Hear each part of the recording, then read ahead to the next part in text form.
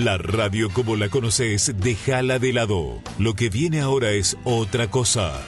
Alberto Peralta se propuso cambiar tu experiencia como oyente, fusionando elementos que otros conductores han desechado, tal vez con razón. De todos modos, esta idea ya lleva muchos años con increíble éxito. Se llama Jarro Café y usted, amable oyente, es un cómplice necesario.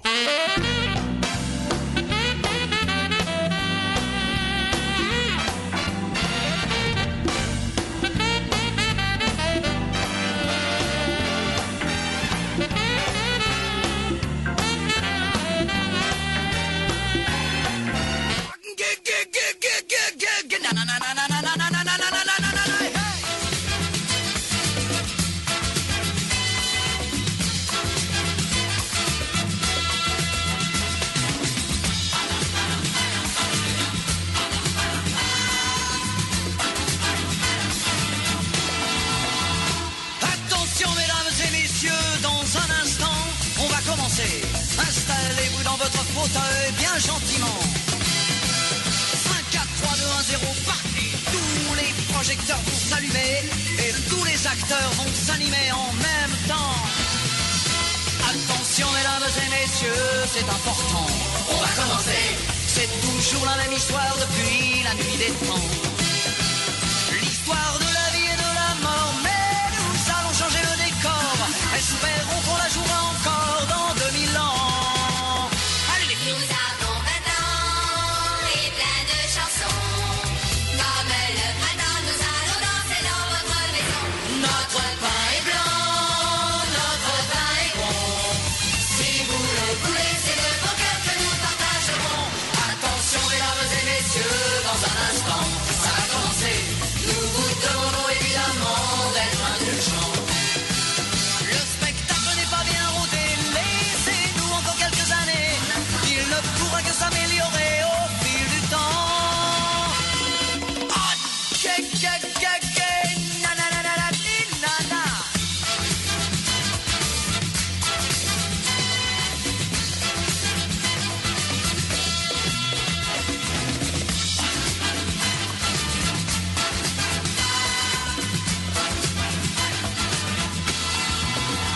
Attention mesdames et messieurs, dans un instant, ça va commencer. Installez-vous dans votre fauteuil bien gentiment. 5, 4, 3, 2, 1, 0, partez. Tous les projecteurs vont s'allumer et tous les acteurs vont s'animer en même temps. Allez les filles, de Dieu. Nous avons 20 ans et plein de chansons. Comme le printemps, nous allons danser dans votre maison. Notre pain est blanc, notre pain est bon. Si vous le voulez, C'est de bon cœur que nous partagerons. attention mesdames et messieurs, dans un instant, on va commencer. Il se peut que vous soyez choqués de temps en temps. Mais surtout ne vous inquiétez pas, n'allez pas faire des signes de croix. Et rappelez-vous qu'un jour vous avez eu 20 ans. Hey! Jarro Café a 1000 es presentado por Carreteras y algo más.com.py, toda la información sobre estructuras en un solo sitio web. On va commencer. Installez-vous dans votre fauteuil bien gentiment. Granusa, excelencia en nutrición animal. S'allumer et tous les acteurs vont s'animer en Y même Coca-Cola retornable, menos plástico para el mundo, más ahorro para vos. Coca-Cola, magia de verdad. temps. La nuit des temps. L'histoire de la vie et de la mort. Muy bien, muy buenas tardes. ¿Cómo están ustedes? Bienvenidos a este Jarro Café. Quiero empezar agradeciéndole a mis amigos de Paraguay Refresco, Coca-Cola. O sea, Coca-Cola Paresa, que es como se llama la empresa, por la invitación que me hicieron llegar para celebrar los 60 años de historia, trabajo y compromiso en el Paraguay de Coca-Cola. Va a ser el próximo jueves 26. Como siempre, con todos los chiches, ballet parking, o te vas, alguien lleva tu vehículo y después de disfrutar de una excelente noche vamos a recuperarlo en la calle para volver. ¡Qué maravilla! Por supuesto que vamos a estar con la gente de Coca-Cola. Magia de verdad. Bueno, hoy fue, no es que fue, sino que es, esto del UPD, una cosa que no existía cuando yo era estudiante ni mucho después, que los chicos que empiezan el tercer curso, como en el caso de mi hijo Joaquín, se van el primer día, primero hacen un recorrido hasta llegar al colegio en medio de algarabía, dan la primera clase del año y eso está muy bien, que no suspendan ya de entrada la clase, y al mediodía se fueron a una quinta en donde van a estar hasta las 8 de la noche, donde hay que ir a buscarle. Espero que vi videos espectaculares divirtiéndose los chicos en la pileta, en una pista para jugar al fútbol en jabón resbaloso. Alguien se va a romper la pata, estoy seguro. Bueno, pero se divierten, están en la edad de la inconsciencia. Bueno, vamos a tratar de terminar hoy nuestro relato de lo que fue la Vendée, esa gran persecución que sufrió la Iglesia Católica a manos de la Revolución Francesa, que no sé por qué regla de tres se convirtió en un ícono mundial, siendo que fue de salvajismo puro y que no sirvió de nada, ya que terminó en el imperio de Napoleón. O sea, mucho libertad, igualdad y fraternidad para terminar en una nueva dictadura peor que la de los reyes. Pero bueno, la persecución en la Vendée no fue solamente a la Iglesia Católica, fue principalmente a los católicos. El objetivo era eliminar a la población católica de Francia. En la Vendée estaba el núcleo más nutrido de católicos antes de la Revolución. 200.000 personas fueron muertas, entre mujeres, niños y hombres, simplemente por estar ahí, por estar en la Vendée y porque la Vendée era una región que había sido condenada por los revolucionarios. Pero también, aparte de los católicos, la Iglesia Católica sufrió de un saqueo y de una depuración enorme, cruel, despiadada. ¿Qué pasó en Francia? Algo que también pasó en el siglo XIX en España, que le sacaron a la Iglesia Católica sus bienes, y no es que fueron para repartirlo al pueblo o nada parecido, sino que principalmente quedaron esos bienes en manos de los bandidos, de los políticos sinvergüenzas, de los amigos del poder político. Se destruyó una enorme cantidad del patrimonio artístico ligado al catolicismo.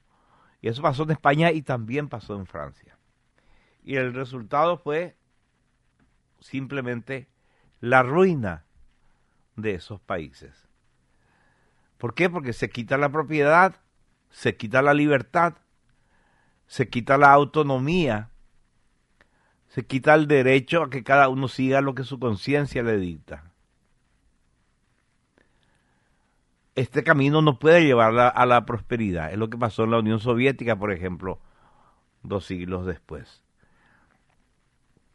Otro tema terrible de la Revolución Francesa fue la creación de lo que llamaron el Estatuto Civil del Clero, por el cual, ya les conté el otro día, se obligaba a todos los sacerdotes a convertirse en otra iglesia, en una iglesia cismática que no dependa de Roma, sino que dependa de París, que dependa del poder político de la revolución. Y eso es para un verdadero católico inaceptable, porque lo característico del catolicismo es algo universal. Lo característico es que la Iglesia Católica depende de Roma, de la Iglesia fundada por Cristo, delegada después de Cristo en Pedro y los siguientes papas. Entonces, si jurás, vos sacerdote, depender del poder político francés, dejás de pertenecer a la Iglesia Católica. ¿Por qué? Porque ya no obedeces al Papa de Roma. Pero si no jurás y seguís obedeciendo al Papa de Roma, entonces te declaran un delincuente contra la República. Porque es una ley que vos tenés que cumplir para que te puedan considerar un ciudadano republicano y revolucionario. Era una situación terrible.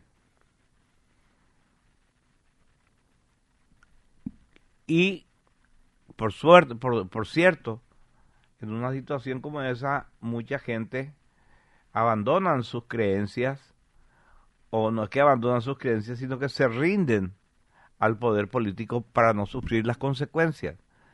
Y hubo una buena parte de los sacerdotes, de los clérigos y de las monjas de la Vendée que entraron a jurar fidelidad al Estado revolucionario. Pero ¿qué le iban a hacer a la gente? No iban a declararse no católicos y ahora pertenecientes a una iglesia cristiana estatal, digamos.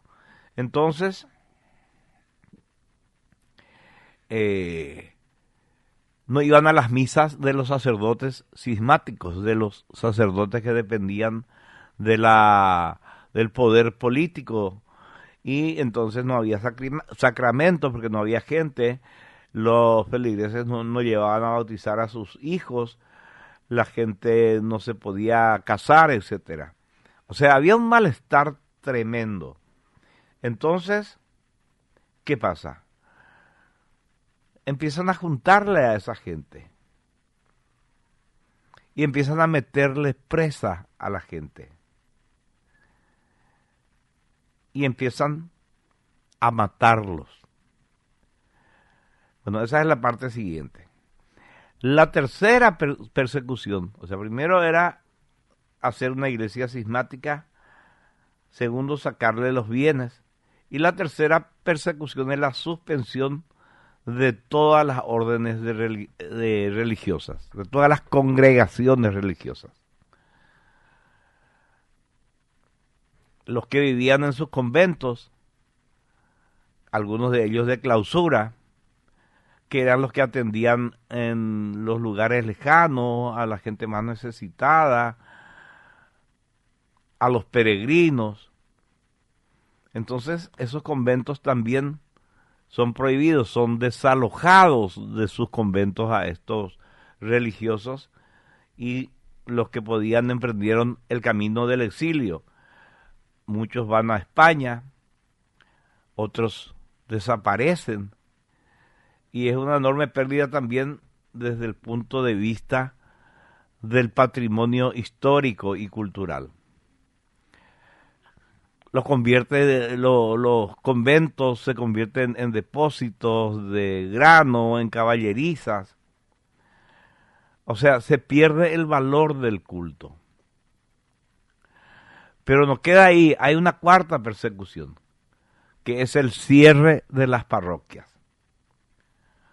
Como la revolución no quiere a los curas, entonces cierran las parroquias. Ese es el proceso que se hace en la época del terror de Robespierre.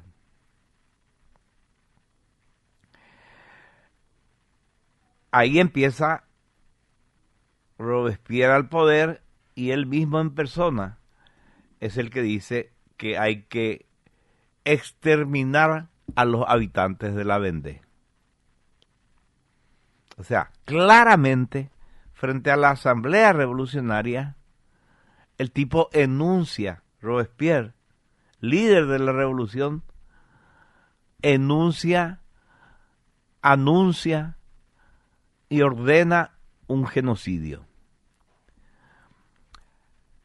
Y la quinta persecución es la proscripción so pena de muerte de los curas que no juraron. O sea, clausuran todas las iglesias, todos los conventos, destruyen muchas de esas iglesias.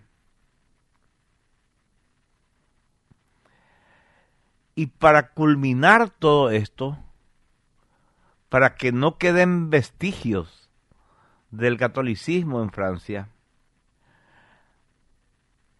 ellos, los revolucionarios, proscriben el calendario cristiano, que en ese momento era el calendario gregoriano.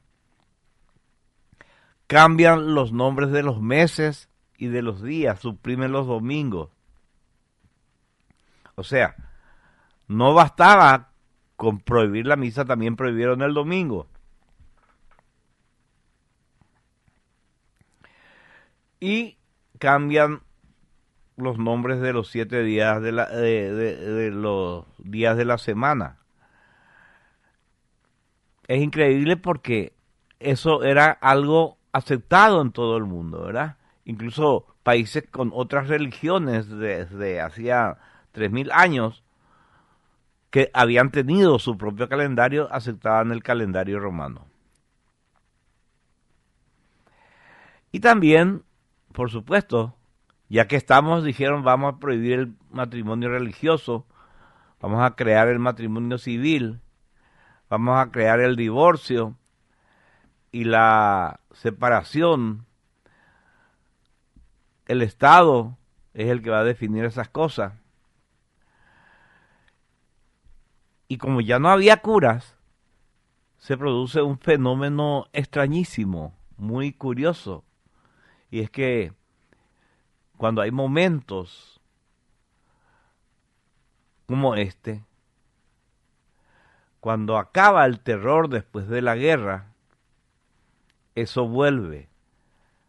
La verdad es que el proyecto de terminar con la Iglesia Católica nunca pasó de un proyecto más o menos fuerte, más o menos exitoso. La gente católica, aun casándose por civil, dedicaban su matrimonio a Dios, como manda su religión. La gente de la Vendée, como ya dije, era muy católica, y entonces tenían que firmar bajo nombre que esos hijos eran suyos, que esa mujer estaba casada con él, etcétera, a los efectos de la herencia. Bueno, esa es la parte más suave, digamos, lo de anotarse para la herencia, ¿verdad? La parte trágica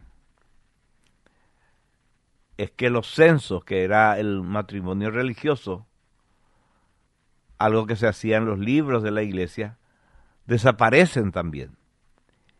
Y se pierde nada menos que la prueba de vida del pueblo francés. Por supuesto que la matanza de curas no tiene una cifra consensuada, digamos, ¿verdad? Hay gente que dice que murieron el 90% de los sacerdotes, que solo sobrevivió el 10%. Durante 3 años desaparecieron las fechas, los nombres de los días, desapareció el domingo. Y durante 3 años entonces no hubo misas, ni bodas religiosas, ni bautismos, ni nada. Increíblemente, se empezaron a organizar lugares secretos donde comulgar, donde confesarse, con curas escondidos, ese 10% sobreviviente. Solamente la cuarta parte de los habitantes de esa zona de Francia dejaron de ir a buscar los sacramentos. Pero una cuarta parte es mucho, el 25%. Y en ese sentido se puede decir que la descristianización de Francia fue un éxito de los revolucionarios franceses enemigos de la Iglesia. Bueno, vamos a entrar ahora en algo que les anuncié al principio el otro día, pero que necesitaba este contexto que estamos haciendo. ¿Cuáles son los crímenes de la República contra los vendeanos? ¿Cómo se creó el ejército blanco, el ejército católico y real de la Vendée? Bueno, a pesar de que la propaganda dice que fue una rebelión aristocrática y clerical, fue totalmente al revés. Los campesinos deciden resistir por la fuerza al avance genocida del ejército revolucionario. Y los campesinos no tenían ninguna formación militar.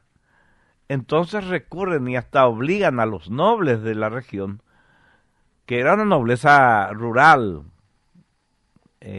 una nobleza menor, digamos, pero que tenía nociones de cómo actuar en una guerra.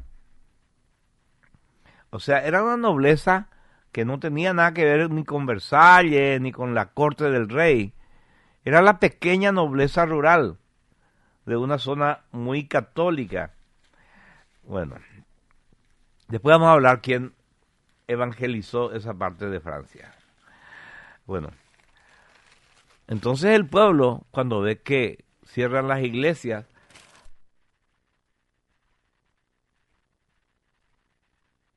quitan los sacramentos, les quitan los curas, deciden alzarse en armas, pero no son militares, no saben hacer la guerra.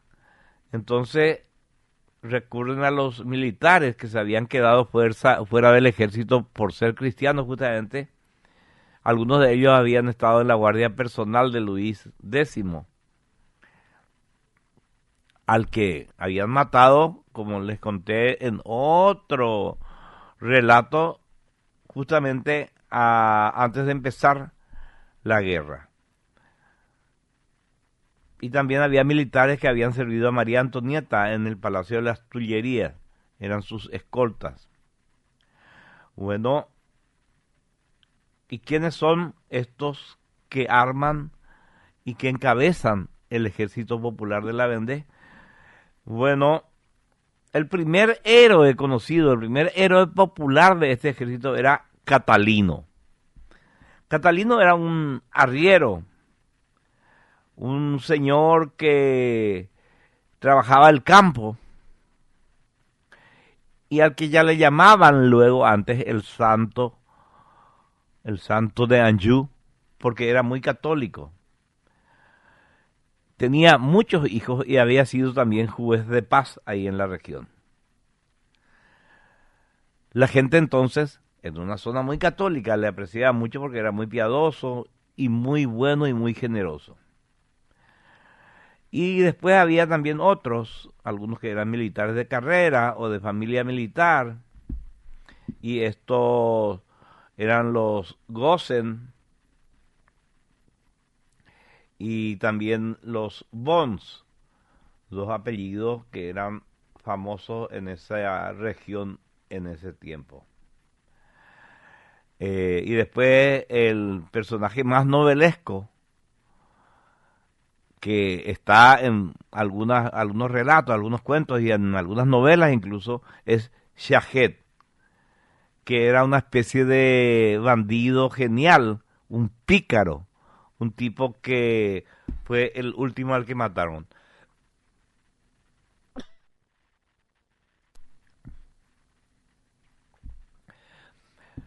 ¿Por qué digo el último al que mataron? Porque en 3 años que duró esta masacre, que duró este genocidio le mataron a todos. La mayoría antes de haber cumplido los 30 años. Para que se vea hasta qué punto fue eso una cosa popular.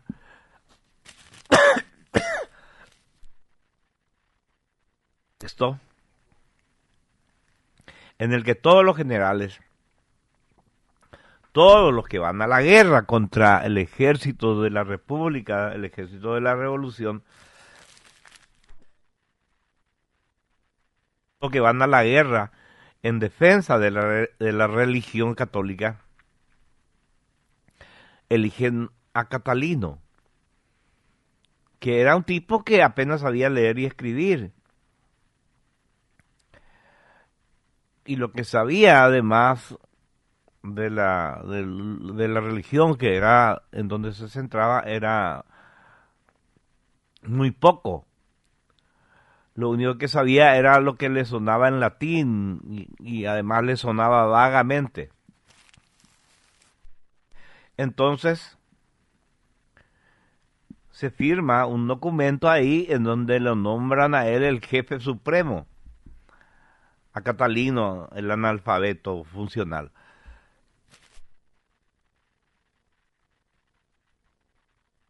Y este papel dice: hoy, día 12 de junio, año primero del reino de Luis X, han matado a Luis X. Vive todavía el Delfín, que es un niño que está encarcelado, pero lo reconocen como rey legítimo. Va a ser después Luis XVII. Si es que sobrevive, pero no sobrevive y muere siendo niño. Bueno, el documento dice: nosotros los que firmamos mandando los ejércitos católicos y reales y espacios reales, o sea, de la realeza, no que es realmente un ejército, queriendo establecer un orden estable, invariable, hemos anunciado, hemos decidido que nombraremos un general en jefe del que todo el mundo oirá hablar y al que todo el mundo aceptará y todo el mundo cumplirá sus órdenes.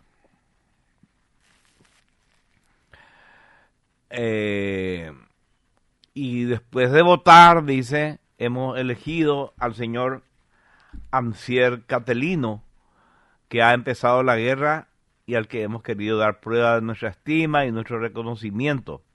En consecuencia, queda proclamado Mesías católico, y no como general de ejército, pero aún así, aunque no es general de ejército, al ser Mesías católico, todo el mundo debe obedecer sus órdenes.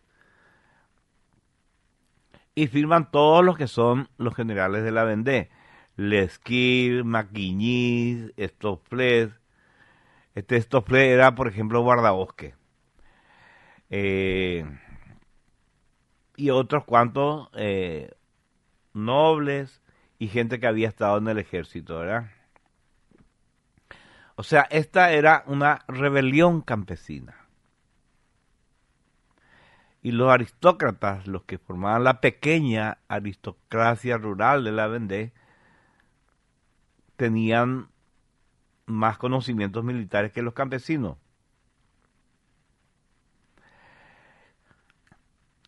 Pero al ser ellos conocedores de la guerra, al tener entrenamiento, sabían que no tenían la menor posibilidad de ganarle a un ejército bien estructurado y bien armado. O sea, cuando ellos aceptan ponerse al frente de este ejército de campesinos armados con sus azadas y sus machetes, ellos sabían que iban a perder y sabían que iban a morir. Y esto es bastante difícil de entender, ¿verdad? O sea, bastante difícil de entender en una época como la nuestra, en donde el concepto de morir por la fe no existe, prácticamente. Pero no es solamente morir por su fe en ese momento histórico. Es morir por su libertad de conciencia. Morir por su libertad de conciencia. Y sobre todo es que estos nobles devenidos en generales a la orden de un semianalfabeto como Catelino, demostraron, haciendo esa guerra imposible de ganar, un valor increíble. Por supuesto, sabían que al final iban a terminar hechos pomada. Claro que los primeros meses de la guerra son de un triunfo tras otro de Catalino a la cabeza de los rebeldes de la Vendée. ¿Por qué? Porque tenían todavía energía, habían sido más o menos entrenados y porque además crean ahí en lo que es su zona, su terreno, el lugar que conocen, algunas cosas ingeniosísimas. Por ejemplo, el sistema de señales eran los molinos de vientos. Según estaba el molino, estaba diciendo que estaban cerca los otros. Le bleu le decían a los del ejército revolucionario, le bleu, los azules, mientras que ellos adoptaron el blanco, porque era lo que más tenían, el lino blanco para su vestimenta. Y también, por supuesto, es el blanco de la flor de lis, el blanco de la monarquía. Y el símbolo de ese ejército era una cruz que tenía en el medio un corazón de Jesús.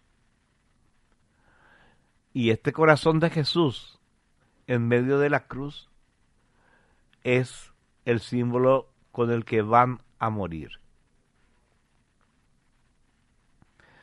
Pero antes, hasta el intento que se llamó el intento de tomar un fuerte, una posesión del ejército revolucionario, en donde muere Catalino, antes de esa batalla, todas las previas son victorias.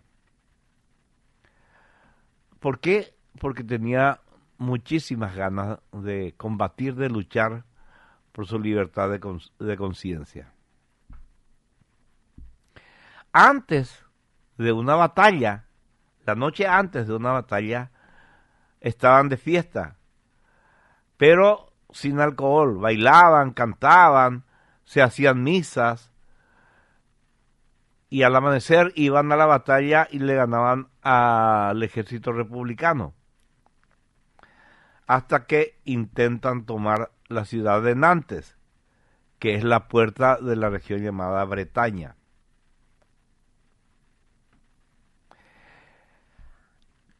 En Bretaña había también una formación que se resistía a la defunción de la Iglesia Católica.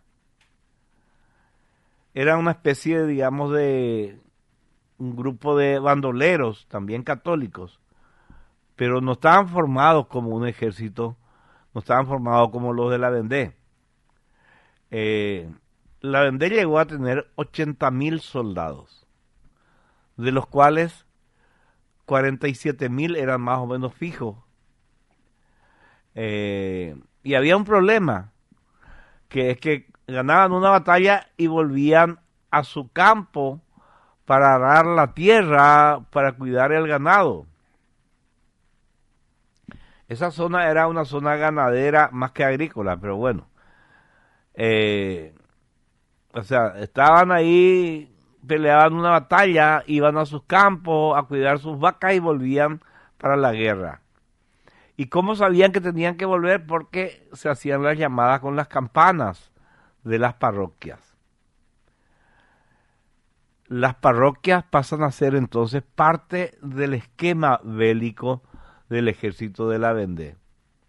Digamos, el banderín de aviso. Había un tipo de toque que era que había que ir a la guerra. Había un tipo de toque que decía que no tenían enemigos cerca.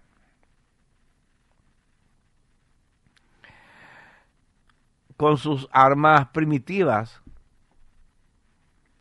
sus azadas, convertidas en una especie de lanza, atacaban a los azules, a los republicanos, y tenían mucha fuerza en sus ataques porque decían que los azules, los revolucionarios, eran hijos del demonio que querían atacar a la religión. Y siempre después de una batalla victoriosa oraban para que vuelvan, decían, para que vuelvan nuestros buenos curas. Non buen pret, decían en francés. Qué buen francés tengo ahora. Y además querían que vuelva el culto católico y que respeten al rey niño, que todavía no había muerto en ese momento, ¿verdad? Que se respete al sucesor del rey que habían decapitado, ¿verdad? Que era él y su señora María Antonieta perdieron la cabeza en la guillotina. Bueno, murió este chico, y después de cuando el ejército de la Vendée atacan antes, muere el jefe principal, el Mesías católico, Catalino.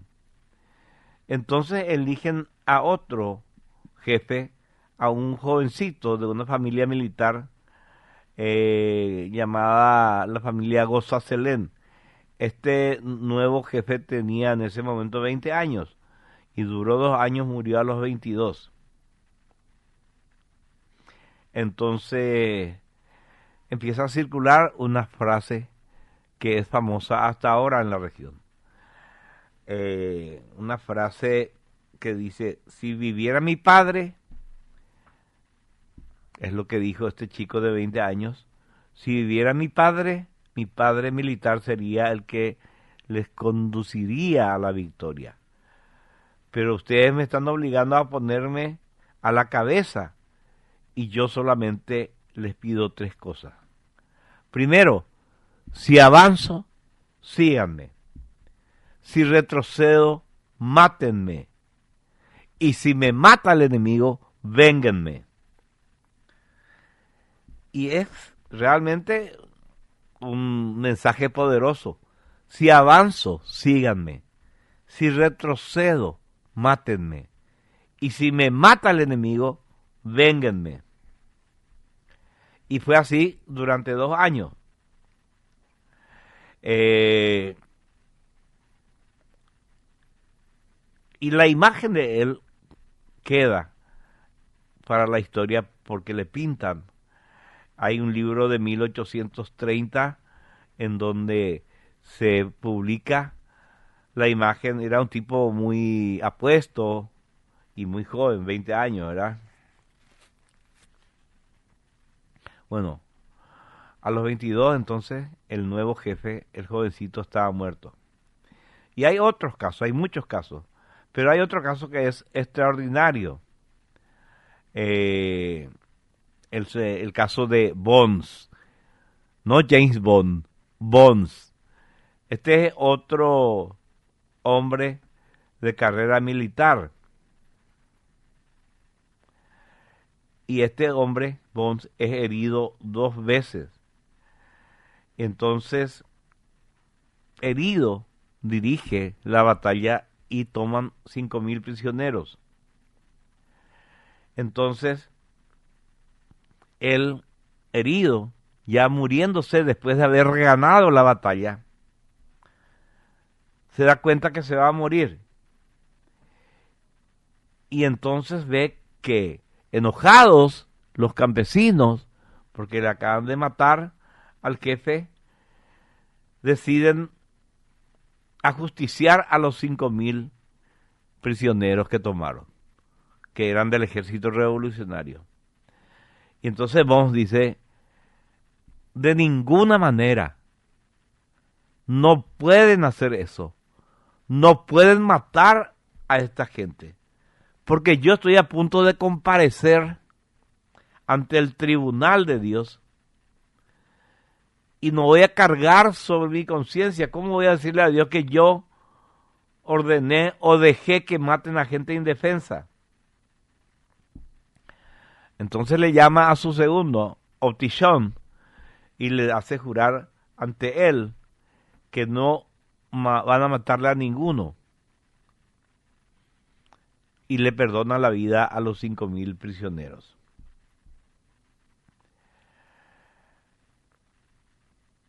Hay otro caso también, bastante hicieron los historiadores para rescatar un montón de documentos que cuentan anécdotas de esta época aciaga para la Vendée, pero que está llena también de piedad y de valentía. Se rinden dos. Estoy contando lo que se llama el caso de Roslin. Se rinden dos ante Roslin. Y él dice, bueno, les perdono a los dos. Y uno de ellos, cuando se acerca, dice, te perdono. Dice también el prisionero que tenía una pistola. Qué sé yo, esas cosas que se usaban en la época, y le mete un tiro en la frente. O sea, muere por perdonar. Bueno, vamos a dar un vistazo sobre cómo se portó el ejército de la República, el ejército revolucionario con los civiles. Se portó mal. Es una guerra, por supuesto, ¿verdad? Y en una guerra o matás o te matan. Pero lo que hicieron las autoridades de la Revolución Francesa, con la Convención a la cabeza, lo que le hicieron a los civiles de la Vendée, es un genocidio en toda la letra. Es algo que hay que leer, hay que escuchar, hay que ver. Y esto es lo que consiguió el historiador Reynald Cisser, que detalla como si estuvieras viendo las torturas atroces que perpetraron los del ejército de la Revolución Francesa. No hay ni entre los bolcheviques, ni entre los nazis, ni entre los ejércitos de la cruzada cristiana, ni en la guerra civil española. No hay casos tan terribles de crueldad como los de la Vendée. Por eso vale la pena recordar y les recomiendo ese libro. El genocidio de la Vendée lo organiza el poder político, lo crea el poder político, lo decide el poder político, y después de ocurrida la masacre, lo celebra el poder político de la Revolución Francesa. El asesinato de cerca de 200.000 personas, la mayoría de ellos niños, mujeres, gente joven, ancianos, todos indefensos, con una crueldad que además está comprobadísimo, no solamente por lo que relatan quienes investigaron y quienes lo sufrieron, sino porque ellos mismos, los revolucionarios, contaron y se ufanaron de ello. La Vendée es la gran obra de la Revolución Francesa, matar a 200.000 inocentes. Lo que empieza negándole a los católicos lo que es suyo, negándoles además el derecho a vivir su fe de acuerdo con su conciencia, culmina en un baño de sangre como no hubo después ninguno. Por supuesto, hay muchos baños de sangre que se acercaron a eso. Por eso Lenin, en un famoso discurso, cuando ya era el poder y también mataba a mansalva gente en la Unión Soviética, dijo, yo considero a Robespierre el primer bolchevique. Porque el modelo del crimen organizado totalitario en la Unión Soviética, el modelo es la Vendée. El jefe a seguir para los bolches es Robespierre. Lo que Lenin propone, dispone y ejecuta es el terror que la Revolución Francesa utilizó contra la Vendée. Bueno, ¿cuándo empieza esta masacre? Hay una fecha precisa, el 2 de agosto de 1793.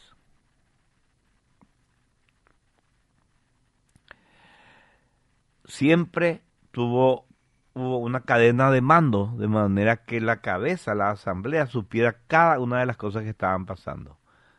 Y siempre la asamblea respaldó cada una de estas barbaridades por unanimidad. No hubo una sola voz entre la asamblea de la Revolución Francesa, una sola voz que se levante en el Parlamento o en la asamblea o en la convención, ni una sola voz diciendo, che, ¿cómo ustedes están permitiendo que se mate a la gente inocente? A gente que no había hecho la guerra. Ni una sola voz. Porque el ejército había sido masacrado, pero quedaba la gente común. Y a esa gente empezó a exterminarse. Por unanimidad, la Asamblea de la Revolución Francesa decidió la masacre de todos los vandeanos. El documento firmado por el comité imagínense cómo se llama este comité de los revolucionarios, Comité de Salud Pública. Este documento dice: hay que ahogar a los enemigos internos de la República o perecer con ellos. En esta situación, la primera máxima de nuestra política debe ser que se conduce al pueblo por la razón y a los enemigos del pueblo por el terror. El terror es la justicia pronta, severa e inflexible. Y ese es justamente el mecanismo totalitario del comunismo. Robespierre es el pueblo y los que no obedecen a Robespierre son enemigos del pueblo. Y a los enemigos del pueblo hay que exterminarlos, porque no tienen solución. Y además insisten en esto muchas veces en diversos documentos. Uno dice: soldados de la libertad, es necesario que los bandidos de la Vendée sean exterminados. El soldado de la patria lo exige. La impaciencia del pueblo francés lo ordena y su valor debe cumplirlo. O sea, ¿cómo va a ser una muestra de valor matar criaturas, mujeres y ancianos?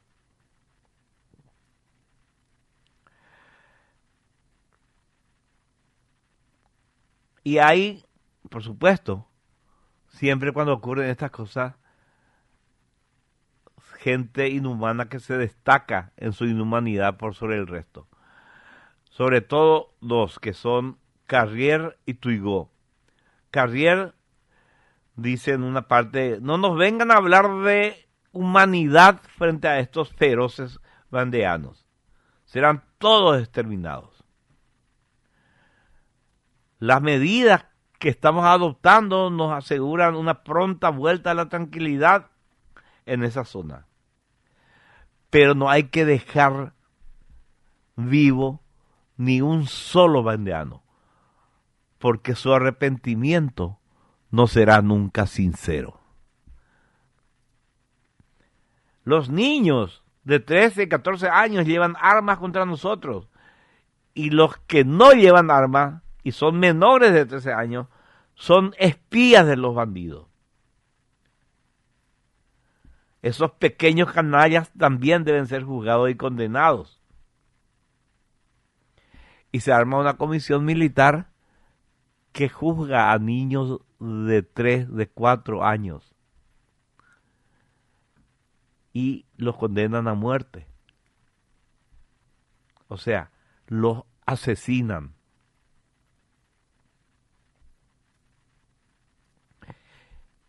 Y esto es algo que también copia el Ejército Rojo de Lenin. O sea, la Vendée, la masacre de la Vendée, lo que hicieron los revolucionarios franceses en la Vendée es un manual que usa Lenin también contra su propio pueblo.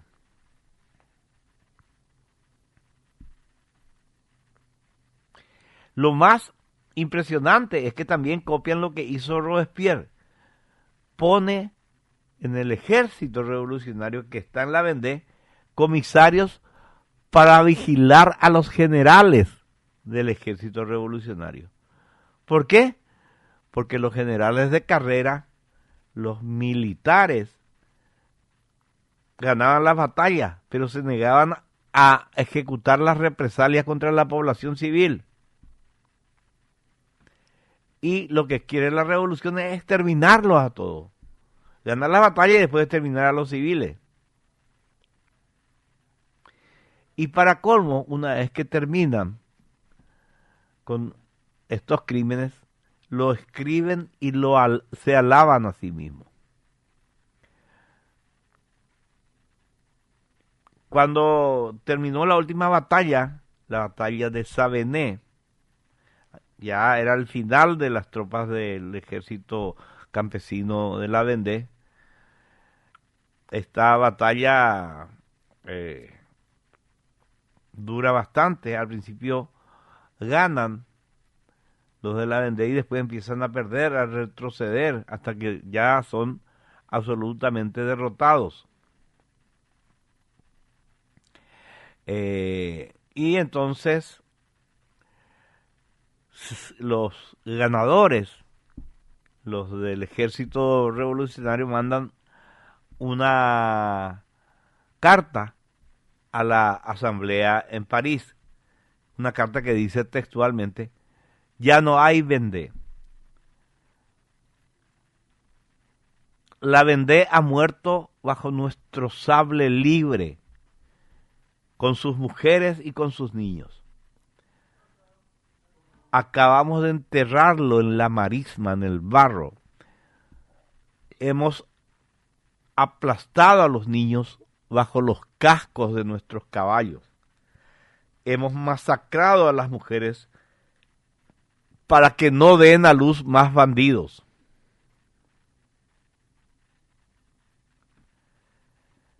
Y ya no podrán nacer. Esto, llevado a la práctica, tal cual lo cuentan en esta carta, hizo que sean especialmente crueles con las mujeres y con los niños. Con las mujeres porque eran las culpables de esos jóvenes que estaban combatiendo contra ellos. Y con los niños porque habían nacido de esas mujeres. Uno de los generales del ejército revolucionario escribe: no tengo un solo prisionero que reprocharme. Los he matado a todos. Los caminos están sembrados de cadáveres. Hay tantos que en algunos puntos forman pirámides. O sea, la cantidad, según uno de los comisarios políticos enviados para controlar a los generales y asegurarse de la masacre, entonces dice, me aseguran, este informe de uno de los comisarios políticos, me aseguran que el ejército de Brest les ha matado a 30.000 mujeres. Ellas arrojaban a sus hijos al río para evitar que sean degollados. Toda la Vendée está cubierta por sus muertos. Aún se les encuentra por todas partes como nubarrones de langostas.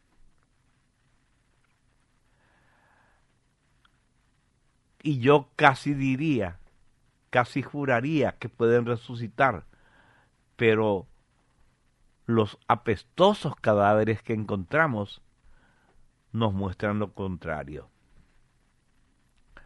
Otro de los valientes revolucionarios que mataron a las mujeres y a los niños de la Vendée escribe: he quemado todas las casas y degollado a todos los habitantes que he encontrado. Y ahí sale algo que ya les conté alguna vez.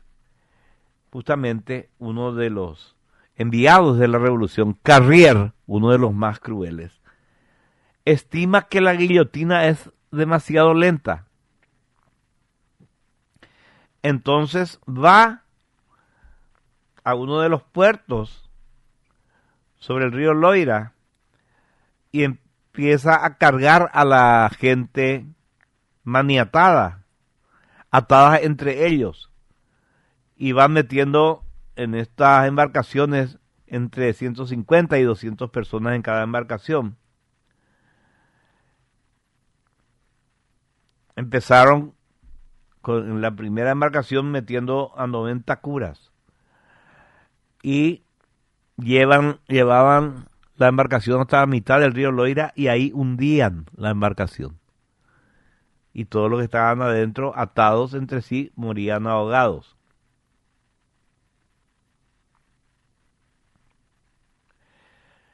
Y esto fue copiado después en toda Francia como método para matar más rápido a la gente, como método de la revolución para asegurar la libertad, fraternidad e igualdad.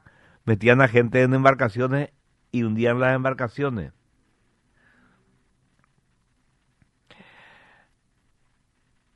Le mandan la carta, Carrier le manda la carta a la asamblea diciéndole: hemos llenado de muertos el Loira gracias a este método rápido. ¿Y qué dice Robespierre? Magnífico.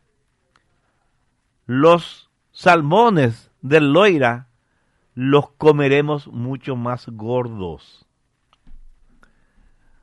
O sea, el tipo dice que perfecto que hayan matado así a la gente, porque gracias a eso los salmones van a tener mucho alimento y ellos los van a poder comer mucho más gordos. Y estas cosas que estaban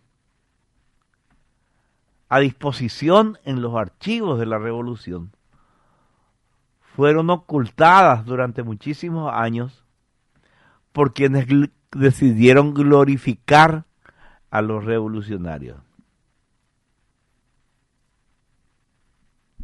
Imagínense, no son revisionismos históricos hechos por enemigos de la revolución que buscan hablar mal de ellos. Son escritos, son documentos que ellos mismos escribieron vanagloriándose de lo que hicieron en la Vendée.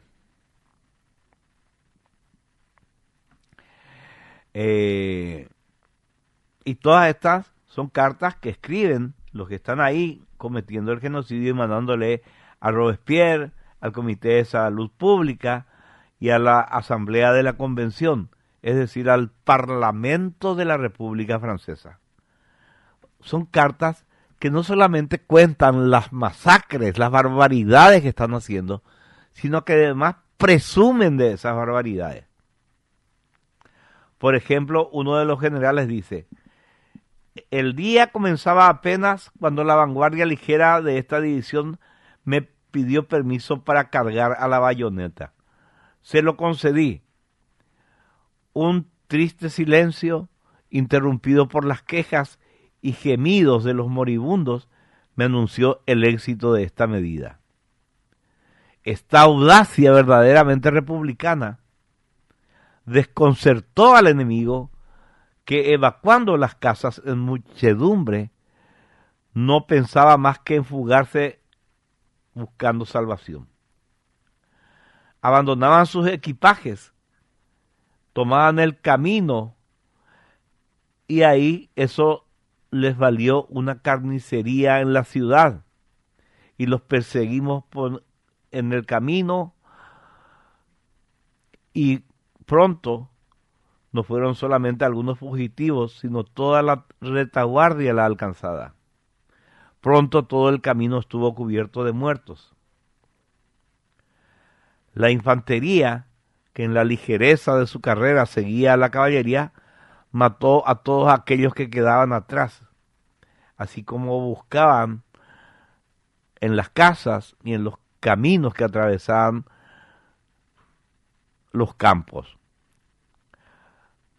Por agotadas que estuvieran nuestras tropas, dice, hicieron todavía 8 leguas masacrando sin cesar y haciendo un botín inmenso. ¿Quiénes eran el enemigo? La gente que estaba en sus casas. Entraron a las casas y empiezan a matar a la gente en las casas. Entonces los demás vecinos salen corriendo y los persiguen y los fueron matando, llenando el camino de cadáveres.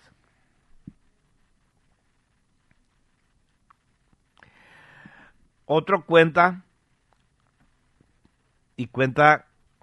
como mérito. Un delirio de sangre se apoderó de mis soldados, dice un general. Les reservé como botín de guerra a las mujeres más distinguidas y a las religiosas.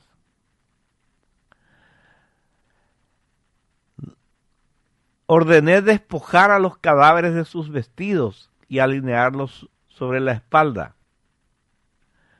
O sea, le desnudaban a los cadáveres y ponían sobre la espalda de esos cadáveres la ropa. Y le llamaban a esta operación poner en batería.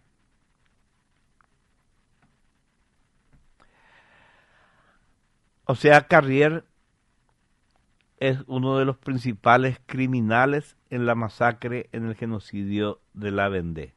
Y ahora es considerado uno de los héroes de la revolución.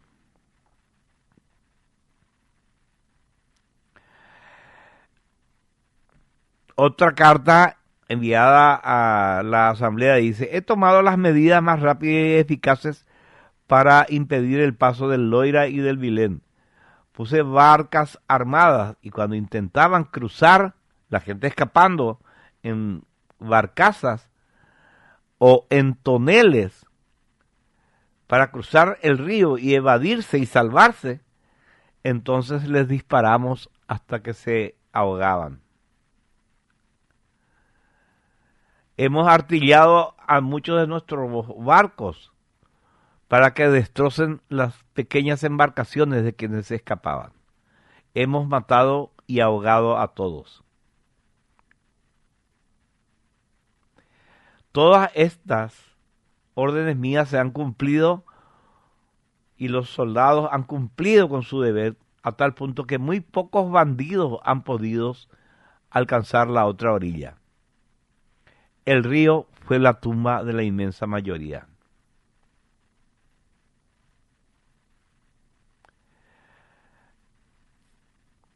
Lo que se relata en cada una de estas cartas enviadas y celebradas en la asamblea nos muestra la terrible crueldad de la Revolución Francesa.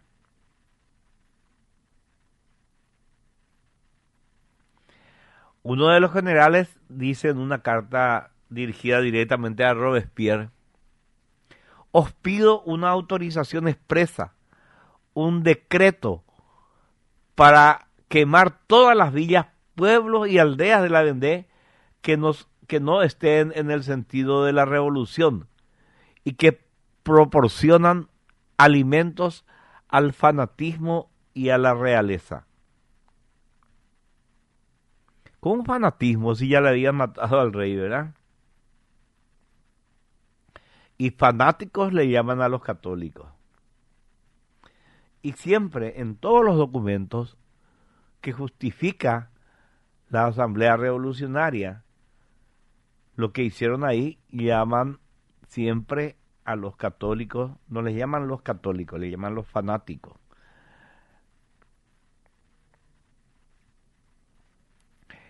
En la carta esta, donde pide permiso para quemar villas, pueblos y aldeas, dice también este general: ustedes, le dice a los de la asamblea, deben pronunciarse sobre la suerte de las mujeres y los niños, si hay que pasarlos a todos por el filo de la espada, porque yo, para ejecutar esa medida, tengo que tener una orden, dice el general. Tengo que tener una orden que ponga negro sobre blanco mi responsabilidad a cubierto. Después no me culpen a mí. Todos los bandidos que hemos encontrado los hemos pasado por la bayoneta. Y se actuó de la misma manera con las mujeres, las muchachas y los niños. Las personas, aunque no hayan hecho nada, tampoco se salvarán. Todos los pueblos, burgos, matorrales, todo lo que pueda ser quemado será entregado a las llamas. La orden es quemarlo todo. Y para eso les provee París de elementos como fósforo, como algunos elementos químicos. Y estos elementos químicos resultan nefastos también, no solamente para la gente quemada lamentablemente, terriblemente, sino también para sus verdugos, porque los gases que estos elementos químicos dejaban escapar mataban a todos los que estaban alrededor, tanto a los que le prendían fuego a la gente como a la gente misma. Y fracasa entonces el tema. Y empiezan a volver a matar con bayonetas, con ahogamiento. Y le toman, como ocurre muchas veces lamentablemente, le toman el gusto a matar. Entonces empiezan dos de las cosas más terribles que se hicieron en la Vendée. Asaban a las mujeres y después curtían la piel de los muertos para hacer con ellos abrigos y forrar calzados. De terror. Bueno, yo pensé que hoy iba a poder terminar este relato, pero lamentablemente no se puede todavía, che. Tengo todavía muchas cosas que contar. Así lo que vamos a hacer ahora es irnos a la pausa, pero antes...